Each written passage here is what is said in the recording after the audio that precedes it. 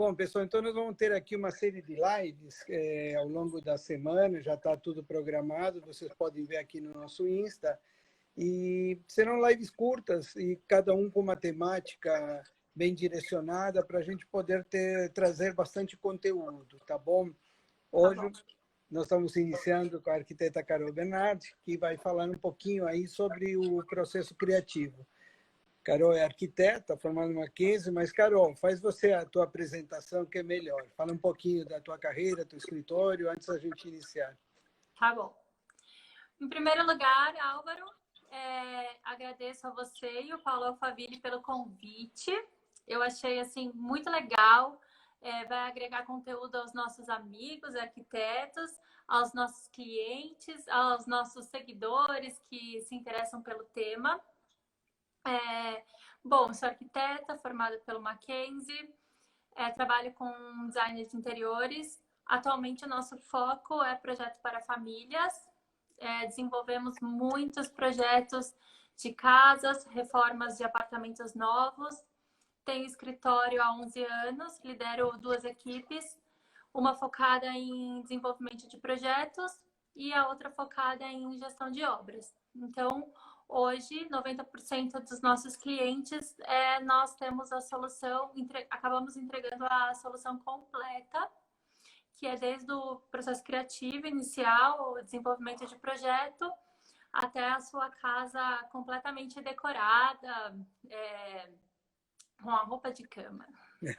Muito bom. E teu escritório é no Alphaville, correto? Isso, meu escritório aqui em Alphaville, próximo ao condomínio Alpha City, aqui na Unip, um lugar assim, bem tranquilo, de fácil acesso. A gente tem grande parcela hoje, 50% dos nossos clientes em São Paulo, mas eles vêm para cá tranquilamente. Estão acostumados, né? Então, Eu achei excelente aí o tema que você escolheu, porque eu particularmente adoro, tenho trabalhado muito com isso, e o grupo como um todo, Polo Alphaville, no sentido de atrair aí o que a gente chama hoje da economia criativa. Mas me conta um pouco do teu processo criativo. Ele é autoral, ele é colaborativo? Como você faz o teu processo? Tá. Bom, desde quando eu escolhi trabalhar com arquitetura, eu sabia que o foco seria a família. E eu acredito que o sucesso de um projeto é o olhar que o arquiteto, o designer de interiores, ele tem sob a demanda que ele vai... Só um minutinho. O olhar que ele vai ter com o bate-papo. Eu nunca chamo de entrevista, eu chamo de bate-papo de costumes. O que é esse bate-papo de costumes? Eu procuro olhar, em primeiro lugar, o que é que a família procura. Por que ela chegou em mim? Se foi através do design, se foi através de uma indicação. Acho legal falar que nós temos 3 tipos de cliente hoje. Clientes que já são clientes há algum tempo, clientes que foram indicados e clientes de rede social. De alguma maneira, eles foram atraídos por escritório. E a rede social hoje, nós estamos no story o tempo todo. A empatia é algo muito incrível, porque o cliente chega lá no escritório parecendo que já me conhece há um tempo, sabe o nome da minha família e tudo mais. E esse é o primeiro passo para um projeto assertivo. É você ter empatia pelo profissional que você escolheu. E o nosso olhar é atento aos costumes. Eu costumo brincar assim, chega lá no escritório e a família fala: olha, hoje nós almoçamos no sofá, mas na casa nova nós vamos sentar à mesa. Aí eu falo, gente, nós estamos mudando de casa, não estamos mudando de costume, de família, de moradores. Então é um bate-papo inicial, é um bate-papo de aproximadamente, uma família ela passa de 4 a 6 horas, podendo ser dividido em 2 reuniões, para a gente montar um lar. Porque expectativas são muito diferentes, mesmo dentro de um núcleo familiar, e que as pessoas nem imaginam o que o marido deseja, o que o filho deseja, o que a esposa deseja. Quando nós entramos nessa história, nós acabamos percebendo o quanto é diverso o que cada um procura. Entre famílias, então, nem se fala, mas dentro mesmo de um universo, de um núcleo familiar, as expectativas podem parecer similares, mas ao início do projeto a gente consegue perceber essas diferenças. E aí tem o estilo, né?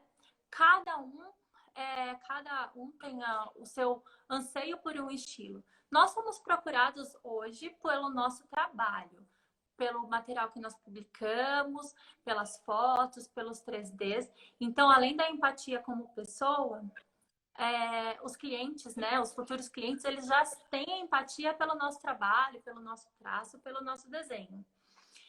Mas também é discutido o que cada um deseja. Eu gosto muito de cinza, linhas retas, é um jovem casal iniciando uma família. Ou, por exemplo, nosso último projeto que nós estamos desenvolvendo, são 2 projetos para famílias, um de uma bebê de 4 meses e outro com filhos de 6 a 7 anos. São expectativas diferentes espaciais, né? Quando essa bebê de 4 meses tiver 6 anos, nós já tivemos a primeira infância dela inteira passada por esse projeto. Então, mesmo dentro de uma família com crianças pequenas, as necessidades são diversas. Eu achei muito bom já essa coisa porque realmente o mundo mudou e essa diversidade é geral. E eliminar aquele briefing inicial, né, que você deixa a coisa muito hermética para analisar o comportamento do consumidor, eu já sei um ótimo início, né? E aí, ao longo do processo, ele continua participando, o cliente, ou é uma coisa que você entrega fechada? Não. Olha, nós temos uma lista de necessidades. Por exemplo, é uma questão matemática. Quantos sapatos uma mulher usa? Quantos ternos? Um cliente que viaja demais, eles têm roupas para neve.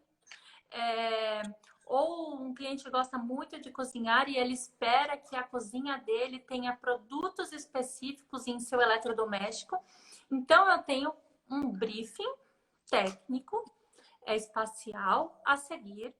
Eu tenho um bate-papo que eu conseguir, de certa maneira, entrar no universo daquela família. Nós discutimos sobre estilos e a partir desse...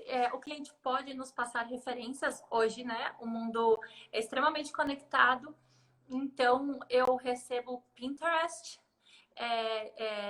prints de Pinterest diversos, de vários clientes o tempo todo. E eu acho isso super válido. Não é para fazer uma cópia, mas justamente porque o cliente, quando ele compra uma casa ou um apartamento, o que ele faz de primeira é entrar no Pinterest, no Instagram, antes eram as revistas, e procurar lá, cozinha americana, suíte do casal. Então, seria ignorância minha e não entender que isso está no mercado. E até mesmo de amigos meus eu recebo, olha, Carol, você conhece, eu gostei do trabalho dela, disso ou daquilo.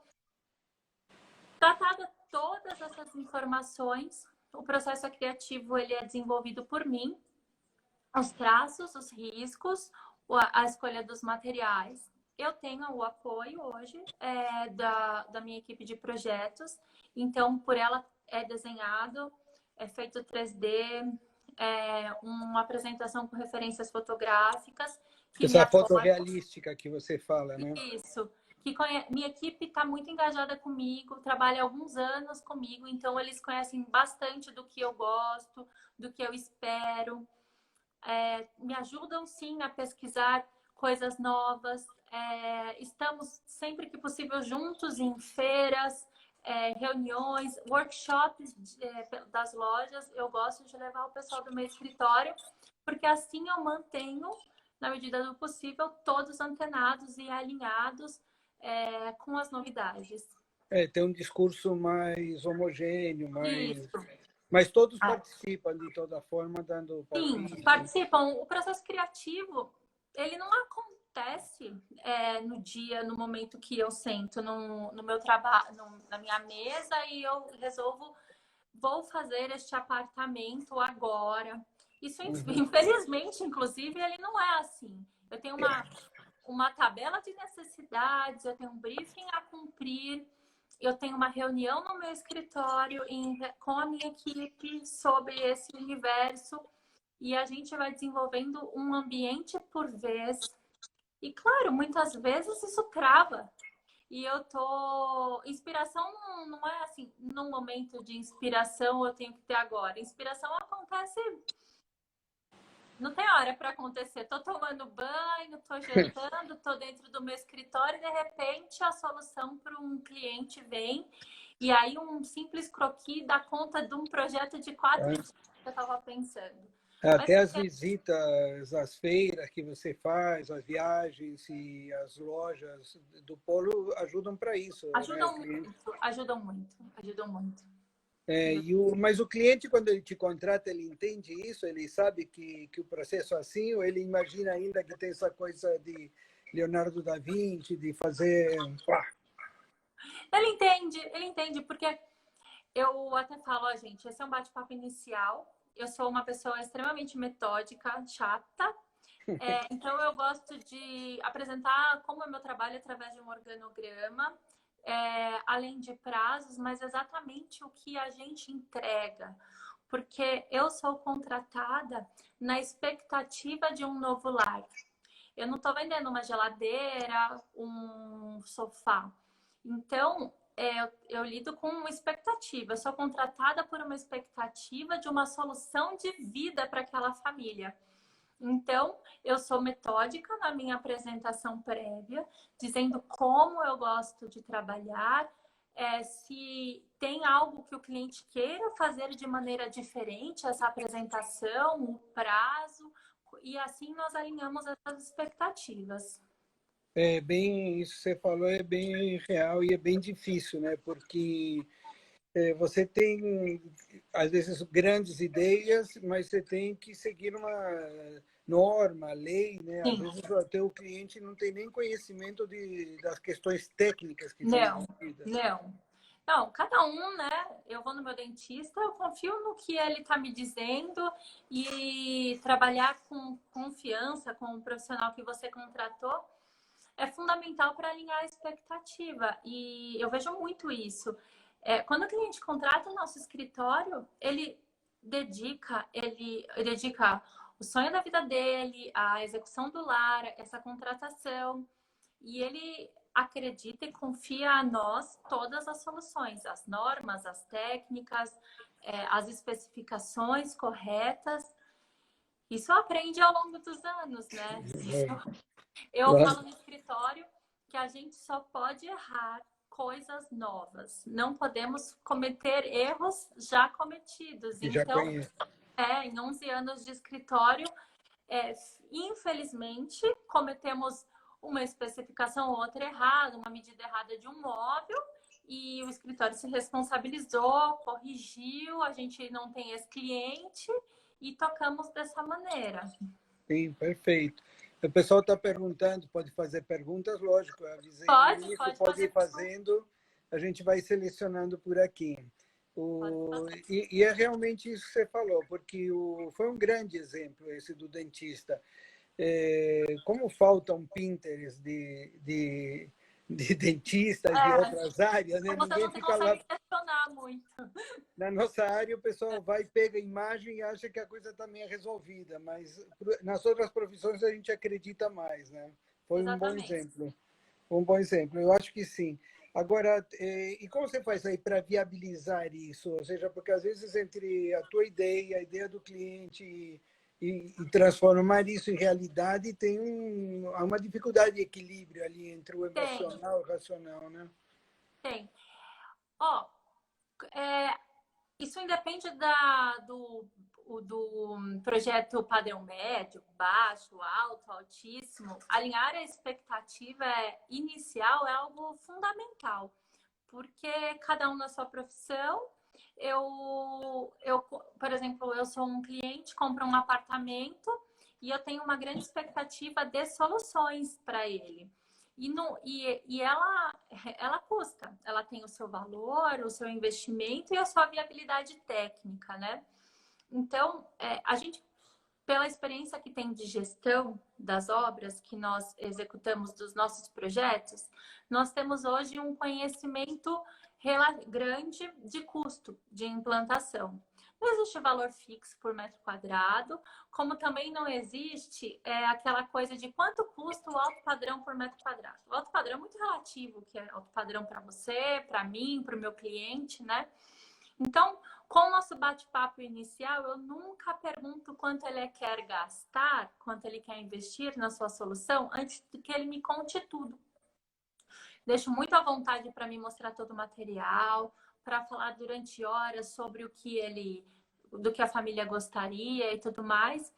E em um certo momento, a gente vai conversar sobre custo de implantação. E aí nós vamos alinhar algumas expectativas, como, por exemplo, um grande exemplo um dos maiores contratos da obra é a marcenaria ou planejado. Aí um cliente que gosta de tudo muito elaborado, tudo muito forrado, customizado, o custo de implantação é um custo maior. Mas já é um cliente que está disposto a investir ou não investir tanto nesse contrato. Então, neste momento, de maneira sutil, né? Porque eu não estou lidando com um valor de marcenaria, mas com uma expectativa. A gente vai alinhando e sugerindo algumas soluções. Como, por exemplo, num projeto que nós fizemos agora, o cliente queria algo super trabalhado na suíte principal e nós resolvemos com papel de parede a volumetria que ele esperava e não com marcenaria. Okay. Solução em ar-condicionado, nós temos muitas opções no mercado também. Então, dá para ir alinhando e dá para ir conversando sobre tudo. Assim, muito difícil um cliente não gostar da solução. Muito bom. Vieram várias perguntas ao mesmo tempo, eu não consegui acompanhar, mas uma era muito interessante, perguntando como você se vira quando o casal tem conceitos e ideias diferentes. Cara, isso é comum, isso é muito comum. Porque, na maioria das vezes, o casal nem sabe que ele diverge. E isso acontece lá na minha frente.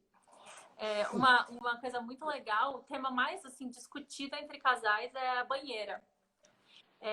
Geralmente a esposa quer uma banheira e o marido não quer uma banheira. E aí é muito complicado.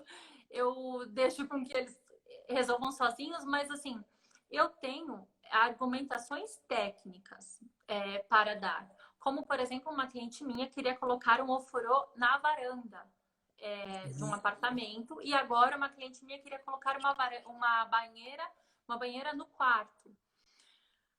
Os dois pedidos, eles tinham inviabilidade técnica na solução, porque não era permitido no prédio, a carga, o esgoto e tudo mais.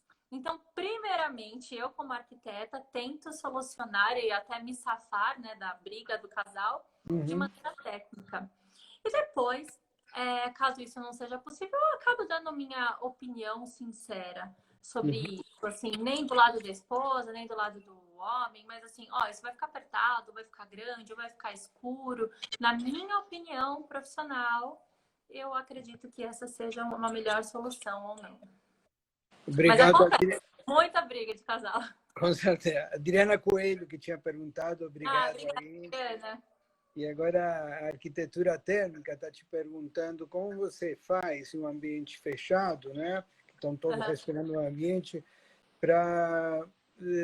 que solução você utiliza para não comprometer a qualidade do ar interior? Olha, Isso é bem técnico, né?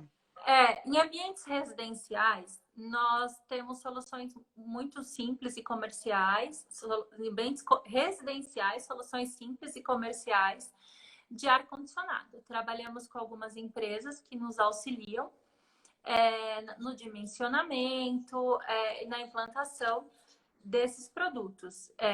Difusores lineares, cassete, high-wall, nos apartamentos ele é usado de maneira muito simples. Em projetos comerciais existe uma norma que nós precisamos tratar, usar um filtro para renovação desse ar, para que o ar não fique contaminado e viciado. Mas essa é uma solução comumente usada em ambientes comerciais que ficam de portas fechadas. Fizemos agora, em 2019, uma agência bancária, que nós utilizamos essa solução. E no residencial, então, como que você faz exatamente? A renovação de ar, ela não é solicitada. O ar porque é um ambiente que abre, fecha, e também por causa do número de pessoas, né? No ambiente comercial, não. É um ar bem mais limitado.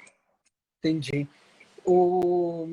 Outra pergunta aqui, estou tentando juntar duas que vieram.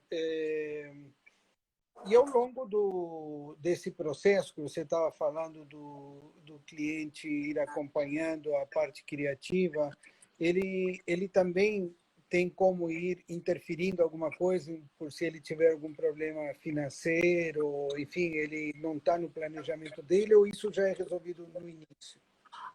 Sobre o processo criativo, nós apresentamos o projeto em algumas fases. Então, o cliente, ele modifica o projeto.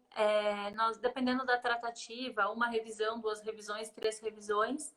Dificilmente a gente chega a ter tantas revisões assim. Mas, por exemplo, nós apresentamos o 3D lá do ambiente e o cliente gostaria de uma nova cadeira, isso é muito simples, muito comum, ou que modifique as cores, ou que dê uma solução nova.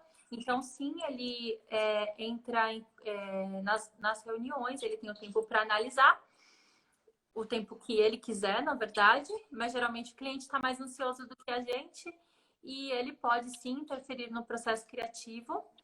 Nós geralmente finalizamos o processo criativo e iniciamos os projetos executivos de obra, que são todos os detalhamentos. O cliente que contrata a nossa gestão, nós orçamos todos os itens, quantificamos e orçamos todos os itens, desenvolvemos o fluxo físico-financeiro e iniciamos as obras. Geralmente, há uma pequenina coisa durante a obra que o cliente achou melhor fazer de maneira diferente.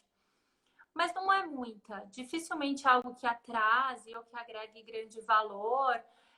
Às vezes é tomada ou na compra de um móvel escolhe uma outra cor, alguma coisa assim.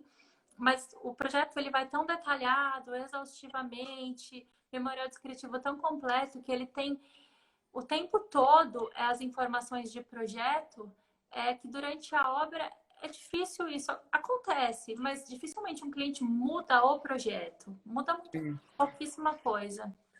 Até porque do jeito que se apresentou, parece que já está pronto, né? As fotos que você entrega são muito reais. Ele já olhou, viu, sabe quanto custa, aprovou para iniciar. Então, durante a obra, nosso cliente tem mais contato com o meu departamento financeiro, pagando diretamente através de uma intermediação nossa os prestadores de serviços, os vendedores dos produtos, do que realmente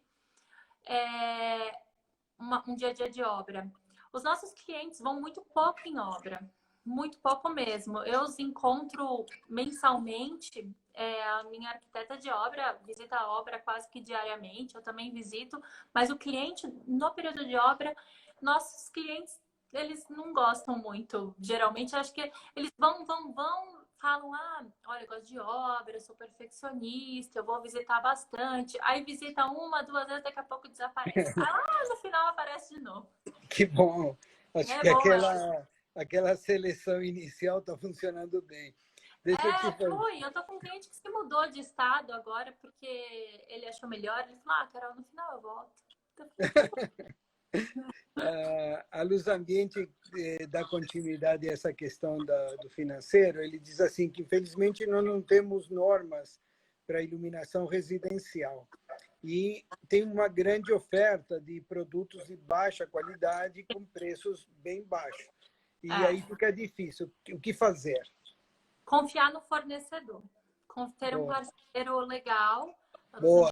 Inclusive, é uma loja muito responsável, é muito legal de iluminação.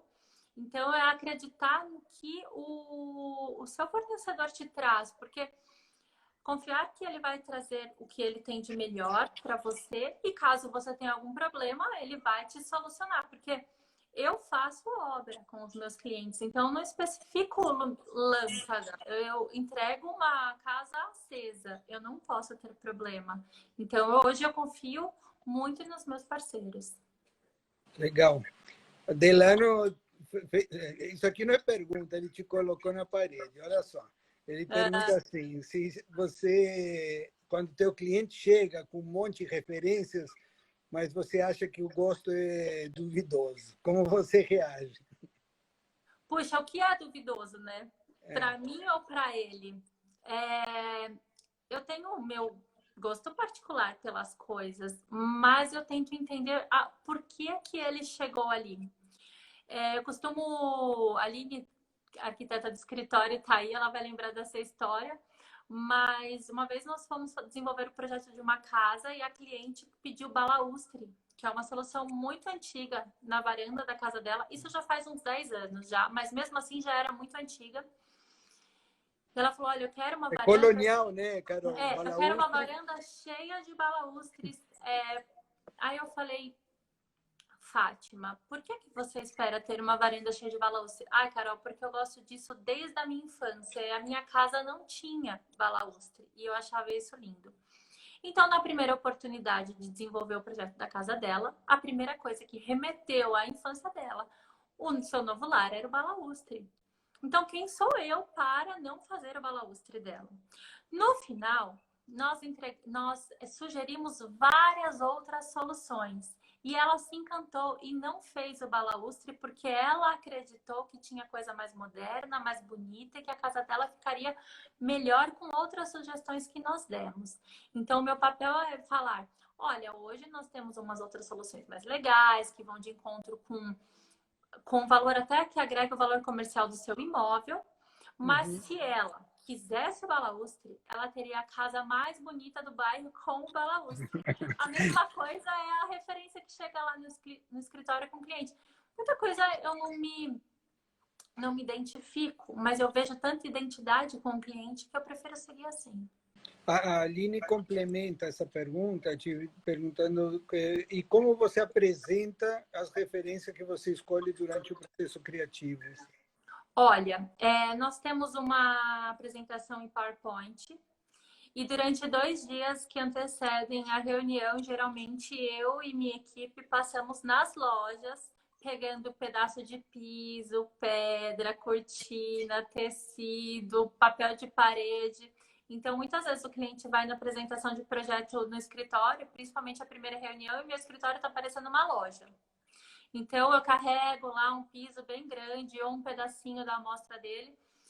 Eu tento sanar na primeira reunião tudo que eu puder de dúvida e de expectativa, porque assim o nosso trabalho é mais assertivo e mais rápido. Então, o que o cliente puder tocar, ele não quer ver um 3D somente qual é a cor do guarda-roupa cinza. Ele quer ver no 3D e pegar a amostra do MDF, que seja da Delano, do marceneiro, de quem for, ele quer olhar. Então, as nossas referências são apresentadas tanto na tela do computador quanto o máximo possível fisicamente. E também tem as visitas às lojas, né? E agora, neste isolamento, você está conseguindo manter esse mesmo processo? Não. A nossa apresentação virtual aumentou muito, o número de slides aumentou muito, então ainda eu tento ser mais completa possível. E o que nós estamos fazendo nesse momento é finalizando todos os projetos, finalizando todos os memoriais descritivos. E na primeira oportunidade que eu tiver, e o cliente também, nós vamos fazer os agendamentos de especificação. Então, tudo vai ser mostrado para ele. Eu tenho um cliente que ele não vê nada e não quer ver nada, e para ele, se eu entregar para ele o 3D, tá ótimo. E eu tenho um cliente que ele precisa pegar em 4 ou 5 tipos de tecido do seu sofá para ter certeza que foi a escolha correta. Então, isso vai muito de expectativa. Tem gente que contrata a arquiteta porque quer ter a arquiteta. E tem gente que contrata querendo ter um projeto. Então, tem muito do relacionamento. Perfeito. aqui uma opinião dizendo que é exatamente talvez pelo processo que você criou, que o cliente tenha confiança que ele nem visita a obra com tanta frequência. Exatamente. Ele começa a visitar, mas como ele está dentro de um grupo de WhatsApp que tem eu, a arquiteta responsável pela obra, o coordenador de projeto para revisão possivelmente de um projeto e o menino do financeiro, então ele está o dia inteiro tendo informações das coisas das decisões tomadas, dos contratos a serem fechados, de algo que ele já aprovou lá atrás. Então, acaba que ele tem a gente na cabeça o período todo e ele não vê tanta necessidade de visitar a obra. Com certeza. Já estamos quase no fim. Deixa eu puxar uma aqui. É muito técnica. Eu já vi essa pergunta inúmeras vezes, mas vamos lá. Bom Tempo te pergunta que você acha que é primeiro a marcenaria e depois o tampo ou o inverso? Ou se é isso mesmo, ou se cada caso é um caso? Olha, se eu tenho o tampo pronto, acontece em alguns apartamentos de construtora e o cliente não vai trocar o tampo, nós encaixamos a marcenaria por baixo. Mas quando nós estamos desenvolvendo a obra, geralmente nós executamos a base, de acordo com o projeto da marcenaria, mas a base em alvenaria. Colocamos o móvel, medimos o tampo de acordo com o móvel instalado. A gente já tem um projeto executivo anterior, orçamento aprovado e tudo mais, mas há a conferência das medidas, que é muito importante, e eu instalo o tampo posterior à marcenaria. Isso é um método que nós fazemos e muitos profissionais, mas se o cliente tiver alguma objeção, eu coloco o tampo antes. Mas o erro para o esquadro da pedra encaixada na parede é muito comum. Então, eu preciso dar uma roubada na profundidade do tampo para que ela fique com uma pingadeira maior. E isso pode ou não ficar bonito. E para cliente muito criterioso, essa falta de esquadro pode dar um pepino muito grande. Então, nós escolhemos fazer de baixo para cima em vez de cima para baixo. Sim, até porque você é criteriosa, eu já te conheço, e você que não vai gostar dessa pingadeira. Não vou gostar, e aí vai ter que desmontar. Realmente, assim, sou muito chata na execução das nossas obras e eu acho que é o que deixa os nossos clientes mais tranquilos, porque eles acabam me conhecendo já no processo de projeto. Ó, todo mundo aí te elogiando, mandando palmas. E antes de encerrar, deixa eu falar uma coisa que eu deixei para o final, que eu gosto das fotos do teu Instagram, porque elas são reais, né? A gente não, e está quase tudo na altura do observador, né? Você percebe que é do jeito que vai ser visto pela pessoa que estiver naquele ambiente. Então, primeiro, eu te dar os parabéns por isso. Não sei se isso foi uma escolha ou se é natural, se você que faz. Nós tomamos cuidado até com a foto da obra. Nós medimos os apartamentos, as obras, e nós temos um book de fotografia do antes.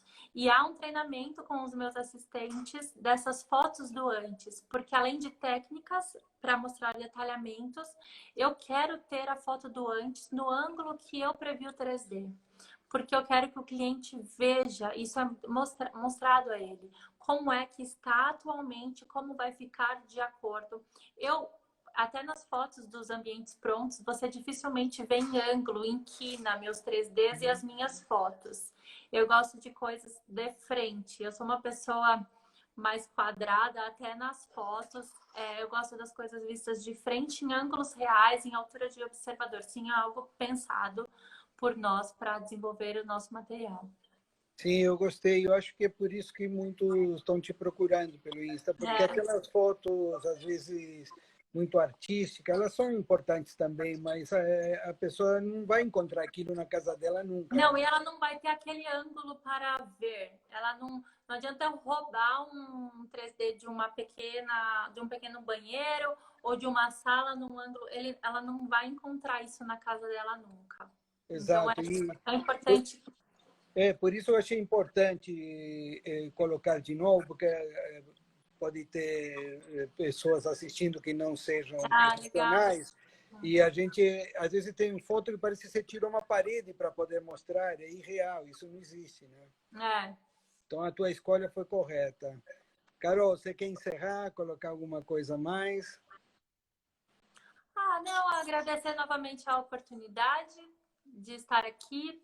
Achei muito legal, fiquei ansiosa, fiquei nervosa, passei o dia pensando nisso e eu gostei. Obrigada por clientes que estão aqui assistindo, meus amigos arquitetos, designers, lojistas, gente que eu não conheço, que mandou palminhos, coração, parabéns. Muito legal. Eu acho bom. que isso impulsiona em momentos tão difícil ser criativo, reinventar uma maneira de trabalhar. A gente está tendo muito sucesso com isso, graças a Deus, projetos online, acontecendo algo que eu de verdade cheguei a duvidar e está sendo muito legal. Estamos tão próximos, porém distantes fisicamente, então isso vai passar, com certeza vai passar. E nós acabamos de entender um novo método de trabalhar também, da mesma maneira, criativa e talvez mais ágil, mais rápida, né? Então, muito obrigada pela oportunidade de dar esse espaço para que eu possa falar um pouco do meu trabalho. Eu quero te agradecer muito, porque para nós também foi a primeira live, estávamos todos ansiosos, com dificuldade de saber como ia rolar. Temos uma agenda longa agora, para quem não viu no início, semana toda e semana que vem. Eu estarei aqui vendo vocês, prestigiando com certeza. Adorei. Não, com certeza. E também agradecer a parceria de tanto tempo, né? Você está sempre com a gente, dando dicas, ajudando, enfim. Eu queria falar uma coisa, já que você entrou nesse assunto. O Polo Alphaville, ele é responsável por ter me inserido no mundo de interiores. O Márcio, da Bom Tempo, que está aí, que eu já vi, há alguns anos, talvez há uns 7 anos, ele me procurava para trabalhar com interiores e eu falava, não, Márcio, eu só faço arquitetura, não faço interiores. Ele falava, o dia que você fizer você vai me contratar. Isso. E eu falava, tá bom, tudo bem, o dia que eu fizer... O primeiro projeto de interiores que o escritório fechou, é legal, nós fizemos com eles. Deu super certo. E eu vim para Alphaville por causa do Polo Alphaville. Meu escritório não era em Alphaville. Conheci o mercado, conheci os lojistas que sempre me receberam muito bem, me apoiaram. Os arquitetos da região. Hoje meu escritório é em Alphaville, moro em Alphaville. Estou super inserida aqui, muito bem. Atendemos aqui na região, em São Paulo, em outros estados. E eu só tenho a agradecer a parceria das lojas. Não, fez bem, porque a gente esquece. A gente, às vezes, está tanto tempo junto que esquece de falar essas coisas. Foi muito bom. Isso mostra teu caráter. Eu lembro também a primeira palestra que eu dei na região, você sentada na escada do coworking, fez uma pergunta extremamente inteligente, né? De quem está sempre estudando e pesquisando. E é por isso que a gente firma essa parceria, porque, na verdade, tem que ter essa afinidade para a gente poder ficar tanto tempo junto. Carol, super obrigado. Eu sei do teu tempo. Obrigada, Paulo. Dedicar esse tempo aí para estar com a gente. E a todos que estiveram aqui com a gente hoje também. Nos vemos amanhã. Carol, grande beijo, viu? Sucesso nesse isolamento. Obrigada. Beijo a todos. Tchau.